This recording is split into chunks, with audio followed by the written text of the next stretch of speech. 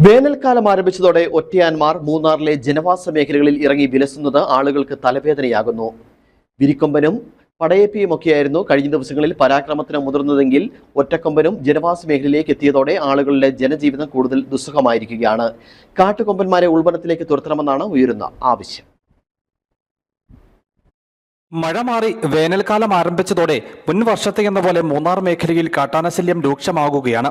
കാടിറങ്ങി നാട്ടിലേക്കെത്തുന്ന ഒറ്റയന്മാരാണ് അധികവും ആശങ്ക തീർക്കുന്നത്. വിരിക്കൊമ്പനും പടയപ്പിയുമൊക്കെയായിരുന്നു കഴിഞ്ഞ ദിവസങ്ങളിൽ പരാക്രമത്തിന് മുതിർന്നതെങ്കിൽ ഒറ്റക്കൊമ്പനും ജനവാസ മേഖലയിലേക്ക് എത്തിയതോടെ ആളുകളുടെ ജീവിതം കൂടുതൽ ദുസ്സഹമാകുകയാണ്.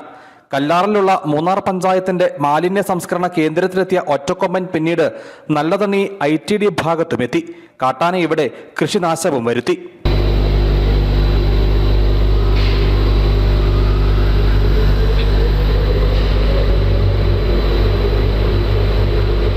കാട്ടുകൊമ്പന്മാർ ജനവാസ മേഖലയിൽ ഇറങ്ങി സ്വൈര്യവിഹാരം നടത്താൻ തുടങ്ങിയതോടെ തൊഴിലാളി കുടുംബങ്ങളിൽ ആശങ്ക വർദ്ധിച്ചിട്ടുണ്ട്.